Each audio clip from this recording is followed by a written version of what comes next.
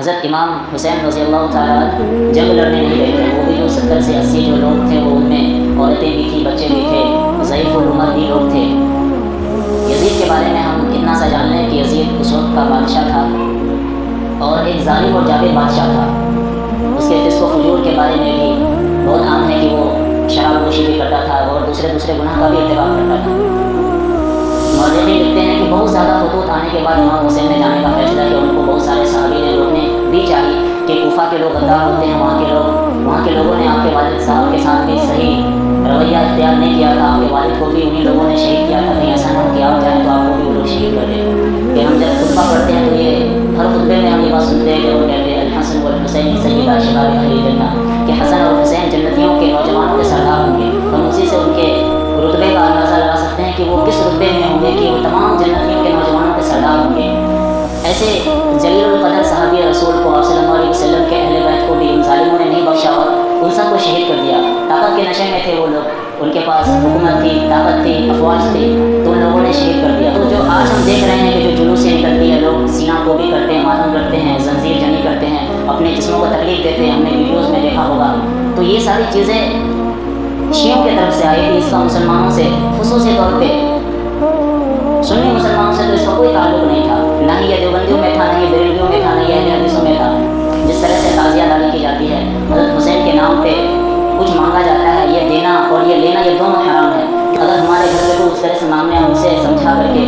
اچھے سے بتا کر کے اس کو بھیج دیں، ہم اسے 2-4 روپے دے کر کے ہم اپنے ایمان کا سودا نہ کریں۔ مجھے پچھلے سال پتہ چلا تھا اپنے علاقے میں ہی کہ وہاں پہ باقاعدہ ہندوانہ رسم کی طرح چڑھاوا چڑھایا جاتا ہے۔ وہاں پہ ایک لال کلر کا اس میں کوئی دوپٹہ ٹانگتے ہیں اور نیچے بہت سارے کھانے پینے کی چیزیں رکھی جاتی ہے اور عجیب و غریب قسم کی منتی اور پتہ نہیں کیا کیا کرتی ہے۔ ساری چیزیں حرام ہے، شرک ہے، اور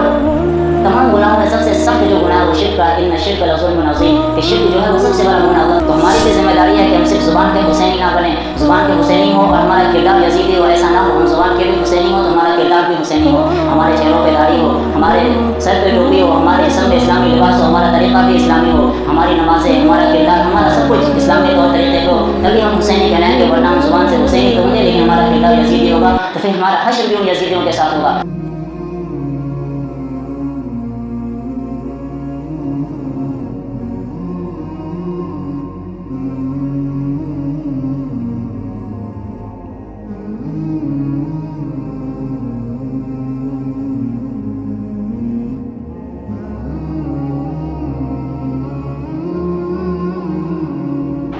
جیسا کہ پچھلے ہفتے میں نے یہ بات کہی تھی کہ جو مہینہ چل رہا ہے وہ محرم کا مہینہ چل رہا ہے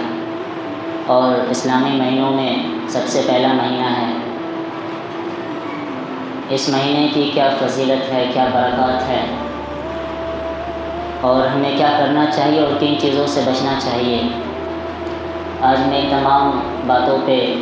روشنی ڈالنے کی کوشش کروں گا۔ اس مہینے کو ہم لوگ خصوصی طور پہ صرف اس لیے جانتے ہیں کہ اس میں جلوس نکلا جاتا ہے اور طرح طرح کی چیزیں ہوتی ہیں، ہم زیادہ تر بس اس لیے اس مہینے کو جانتے ہیں،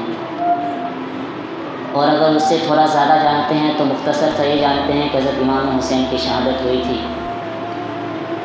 اس کے علاوہ بھی بہت ساری چیزیں اسی مہینے میں بلکہ 10ویں محرم کو رونما ہوئی ہے۔ جیسے میں پچھلے ہفتے بھی میں نے بتایا تھا کہ حضرت آدم علیہ السلام کی دعا اسی 10ویں محرم کو قبول ہوئی تھی جب انہیں جنت سے دنیا میں بھیجا گیا تھا۔ حضرت نوح علیہ السلام کی کشتی جو 40 سال تک طوفان میں بہہ رہی تھی، 10ویں محرم کو ہی وہ کنارے لگی تھی۔ اسی طرح سے بعض مورخین یہ لکھتے ہیں کہ حضرت ابراہیم علیہ السلام کو جب نمرود کی آگ سے نجات ملی تھی تو وہ یہی دن تھا۔ حضرت یونس علیہ السلام ایک بہت ہی جلیل القدر نبی گزرے ہیں، ان کو مچھلی کے پیٹ سے آزادی بھی اسی 10ویں محرم کو ہوئی تھی۔ اور آخر میں یہ واقعہ سانحہ کربلا پیش آیا جو کہ بہت ہی دردناک بھی ہے۔ ہمیں لگ بھگ معلوم بھی ہوگا اور ابھی مکمل واقعہ بیان کرنے کا وقت نہیں ہے، بس میں مختصر اتنا بتا دوں کہ ایک حق اور باطل کے بیچ میں ایک معرکہ ہوا تھا، ایک جنگ ہوئی تھی۔ ایک طرف حضرت امام حسین اور ان کے تقریباً 72 سے 80 افراد تھے اور دوسری طرف یزید کے 1000 سے زیادہ لشکر تھے۔ حضرت امام حسین رضی اللہ تعالیٰ عنہ جنگ لڑنے نہیں گئے تھے، وہ بھی جو 70 سے 80 جو لوگ تھے وہ ان میں عورتیں بھی تھیں، بچے بھی تھے، ضعیف العمر بھی لوگ تھے، اور کوفہ کے لوگوں کے بلانے پر حضرت امام حسین گئے تھے۔ یزید کے بارے میں ہم اتنا سا جان لیں کہ یزید اس وقت کا بادشاہ تھا اور ایک ظالم اور جابر بادشاہ تھا۔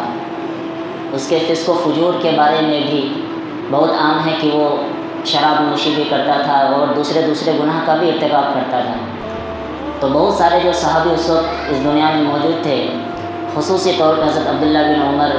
حضرت زبیر، حضرت امام حسین، حضرت عبداللہ بن ابو بکر، اس طرح کے صحابہ کرام نے اس کے ہاتھ میں بیعت نہیں کی تھی، اور یہ لوگ اس کو اپنا خلیفہ یا بادشاہ بھی نہیں مانتے تھے۔ اور دوسری طرف کوفہ کے لوگ حضرت امام حسین کو خط پہ خط بھیجے جا رہے تھے کہ آپ ہمارے پاس آئیں، ہم آپ کے ہاتھ میں بیعت کریں گے اور آپ کو اپنا حکمران مانیں گے، آپ کو اپنا حاکم مانیں گے۔ مورخین لکھتے ہیں کہ بہت زیادہ خطوط آنے کے بعد امام حسین نے جانے کا فیصلہ کیا۔ ان کو بہت سارے صحابی نے روکنے بھی چاہی کہ کوفہ کے لوگ غدار ہوتے ہیں، وہاں کے لوگوں نے آپ کے والد صاحب کے ساتھ بھی صحیح رویہ اختیار نہیں کیا تھا، آپ کے والد کو بھی انہی لوگوں نے شہید کیا تھا، کہیں ایسا نہ ہو کہ آپ جائیں تو آپ کو بھی وہ لوگ شہید کر دیں۔ لیکن بہت زیادہ بلانے اور اصرار کرنے کے بعد امام حسین گئے، لیکن ہوا ویسا ہی کہ جن لوگوں نے بلایا تھا پھر وہی یزید کے لشکر میں شامل ہو کے امام حسین کے خلاف جنگ میں آ گئے، اور پھر ان لوگوں نے تمام لوگوں کو شہید کر دیا، یہاں تک کہ امام حسین جو کہ آپ صلی اللہ علیہ وسلم کے نواسہ تھے، آپ صلی اللہ علیہ وسلم کے ناتی تھے۔ اور امام حسین کی بہت ساری فضیلت بھی ہے کہ ہم جب خطبہ پڑھتے ہیں تو یہ ہر خطبے میں ہم یہ بات سنتے ہیں جب ہم کہتے ہیں الحسن والحسین سیدہ شباب اہل جنہ، کہ حسن اور حسین جنتیوں کے نوجوانوں کے سردار ہوں گے۔ ہم اسی سے ان کے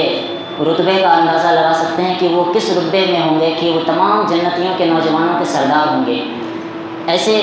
جلیل القدر صحابی رسول کو آپ صلی اللہ علیہ وسلم کے اہل بیت کو بھی ان ظالموں نے نہیں بخشا اور ان سب کو شہید کر دیا۔ طاقت کے نشے میں تھے وہ لوگ، ان کے پاس حکومت تھی، طاقت تھی، افواج تھی، تو ان لوگوں نے شہید کر دیا۔ لیکن یہ تو ایک بہت ہی پرملال اور حادثہ ہے، اور اس سے بھی بڑی بات یہ ہے کہ آج کے مسلمان کہے جانے والے اس پورے واقعہ کو بھول کر کے ایسی چیزوں میں اپنے وقت کو برباد کر رہے ہیں، اور ایسی خرافات اس دن کر رہے ہیں کہ اللہ کی پناہ، جس کا شریعت سے، اسلام سے کوئی تعلق نہیں ہے۔ جن لوگوں نے شہید کیا تھا انہی کے اولادوں نے برسوں بعد پھر یہ ایک پورے دنیا کے اندر ایک نیریٹو چلائی، ایک ڈھنڈورا پیٹنا شروع کیا کہ ہم سے غلطی ہوئی اور ہم اپنی غلطی کا اعتراف کرتے، اور پھر ان لوگوں نے ماتم اور نوحہ زنی شروع کی۔ دنیا میں دو طرح کے مسلمان ہیں، ایک سنی ہے اور ایک شیعہ ہے، جو عراق میں، ایران میں خصوصی طور پہ ان کا ایک دبدبہ ہے۔ تو جو آج ہم دیکھ رہے ہیں کہ جو جلوسیں نکلتی ہے، لوگ سینہ کو بھی کرتے ہیں، ماتم کرتے ہیں، زنجیر جنی کرتے ہیں، اپنے جسموں کو تکلیف دیتے ہیں، ہم نے ویڈیوز میں دیکھا ہوگا، تو یہ ساری چیزیں شیعوں کی طرف سے آئی تھی۔ اس کا مسلمانوں سے، خصوصی طور پہ سنی مسلمانوں سے تو اس کا کوئی تعلق نہیں تھا، نہ ہی یہ دیوبندیوں میں تھا، نہ ہی بریلویوں میں تھا، نہ ہی اہل حدیثوں میں تھا۔ لیکن مشترکہ ایک طرح کا جو کلچر ہوتا ہے، جب کوئی حکومت جہاں پہ آتی ہے تو وہ جس کلچر کو لے کر کے چلتی ہے، وہ کلچر پوری طرح سے عوام میں رائج ہو جاتا ہے۔ تو ہندوستان کے اندر بھی باہری حکومتیں بہت رہی ہے، خصوصی طور پہ تیمور لنگ اور مغلیہ سلطنت کے دور میں جو نواب زیادہ تر ہوا کرتے تھے، اس میں سے اکثروں کا اثر و رسوخ شیعوں کا تھا۔ تو اسی وجہ سے سرکاری پیمانے پہ یہ چیزیں کی جا رہی تھی، جس کی وجہ سے پورے ہندوستان کے اندر یہ پورا کلچر ایک طرح سے بڑھ گیا، جہالت بھی تھی۔ تو کہنے کا خلاصہ یہ ہے کہ ہم جو یہ ساری چیزیں کر رہے ہیں بالکل سراسر حرام ہے، بدعت ہے، اور بعض دفعہ تو یہ شرک کی طرف چلا جاتا ہے۔ جس طرح سے تعزیہ داری کی جاتی ہے، حضرت حسین کے نام پہ کچھ مانگا جاتا ہے، یہ دینا اور یہ لینا یہ دونوں حرام ہیں، کیونکہ نظر و نیاز، منت اور یہ ساری چیز ہم صرف اللہ کے نام پہ کر سکتے ہیں، اللہ کے علاوہ ہم کسی سے کچھ بھی نہیں مانگ سکتے۔ ہم دیکھتے ہوں گے کہ کوئی فقیر بھی ہوتا ہے تو اللہ کے نام پہ مانگتا ہے، کسی اور کے نام پہ نہیں مانگتا ہے۔ تو ہم سب اس چیز کے لیے عہد کریں کہ ہم اگر ہمارے گھر پہ کوئی اس طرح سے مانگنے، ہم اسے سمجھا کر کے اچھے سے بتا کر کے اس کو بھیج دیں، ہم اسے 2-4 روپے دے کر کے ہم اپنے ایمان کا سودا نہ کرے، اور جو اس طرح کا کام کر رہے ہیں انہیں بھی خصوصی طور پہ ان ساری چیزوں پہ غور کرنی چاہیے کہ امام حسین رضی اللہ تعالیٰ عنہ کے نام پہ ہم کیسے لوگوں سے بھیک مانگ رہے ہیں، جنہوں نے اپنے زندگی میں کبھی کسی کے سامنے سر نہیں جھکایا، اپنے دین کے بقا کے لیے کٹ گئے، اپنے دین کی سربلندی کے لیے ظالم حکومت کے سامنے اپنا سر نہیں جھکایا، آج ہم ان کے نام پہ کیسے لوگوں سے بھیک مانگ سکتے ہیں؟ اور اسی طرح کے ہمارے علاقے میں بہت ساری چیزیں ہوتی ہے، بیرک گاڑا جاتا ہے اور پتہ نہیں اس کے پاس، مجھے پچھلے سال پتہ چلا تھا اپنے علاقے میں ہی کہ وہاں پہ باقاعدہ ہندوانہ رسم کی طرح چڑھاوا چڑھایا جاتا ہے، وہاں پہ ایک لال کلر کا اس میں کوئی دوپٹہ ٹانگتے ہیں اور نیچے بہت سارے کھانے پینے کی چیزیں رکھی جاتی ہے اور عجیب و غریب قسم کی منتی اور پتہ نہیں کیا کیا کرتی ہے، ساری چیزیں حرام ہے، شرک ہے، اور تمام گناہوں میں سب سے سخت جو گناہ ہے وہ شرک کا، ان الشرک لظلم عظیم، کہ شرک جو ہے وہ سب سے بڑا گناہ، اللہ تعالیٰ دوسرے گناہوں کو معاف کر سکتا ہے، کوئی چور ہو اس کے چوری کے گناہ کو اللہ معاف کر دے گا، اللہ چاہے تو بڑے سے بڑے گناہوں کو معاف کر دے گا، شرابی کے گناہ کو معاف کر دے گا، لیکن جس نے ذرہ برابر بھی شرک کی اللہ تعالیٰ اسے کبھی بھی معاف نہیں کرے گا، ہمیشہ ہمیشہ جہنم میں اس کا ٹھکانہ ہوگا۔ تو ہم جو ہے کہ تھوڑی سی اس کے لیے اور جہالت میں پڑھ کے اور نادانی میں کوئی ایسا قدم نہ اٹھا دیں کہ ہمارا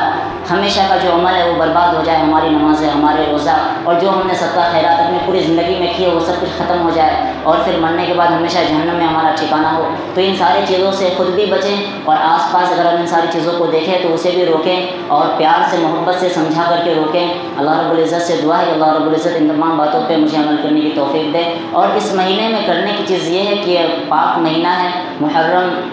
حرمت والا مہینہ ہے، اور اس مہینے میں آپ صلی اللہ علیہ وسلم رمضان کے علاوہ سب سے زیادہ روزہ اس مہینے میں رکھا کرتے تھے، خصوصی طور پہ اس مہینے میں روزہ رکھنے کا اہتمام کرتے تھے، سارے نبیوں نے اس مہینے میں روزہ رکھا، اور خصوصی طور پہ 10ویں محرم کو سارے انبیاء علیہ السلام اس روزے کو رکھتے تھے۔ جب حالانکہ جب بات یہاں تک ہے کہ جب رمضان کا روزہ فرض نہیں ہوا تھا تو محرم کا روزہ فرض تھا، لیکن جب رمضان کا روزہ فرض ہوا تو محرم کا روزہ نفل ہو گیا۔ تو ہم سب کوشش کریں کہ 10ویں محرم کو یعنی کہ 6 تاریخ کو اور 7 تاریخ کو یا پھر 5 اور 6 تاریخ کو 2 دن کم از کم ہم سب روزہ رکھیں۔ اس کی فضیلت یہ ہے کہ جو شخص یہ 2 روزہ رکھے گا اللہ تعالیٰ اس کے پچھلے تمام گناہ کو معاف کر دے گا اور آئندہ 1 سال روزہ رکھنے کا اسے ثواب ملے گا۔ اللہ رب العزت ہمیں اس مہینے کی قدر کرنے کی توفیق دے اور تمام طرح کے منکرات سے بچے رہنے کی توفیق دے۔ اس مہینے میں جس طرح سے امام حسین نے دین کی بقا کے لیے اپنی جانوں کا نذرانہ پیش کیا لیکن ظالم کے سامنے اپنا سر نہیں جھکایا، تو ہم بھی کوشش کریں کہ ہم بھی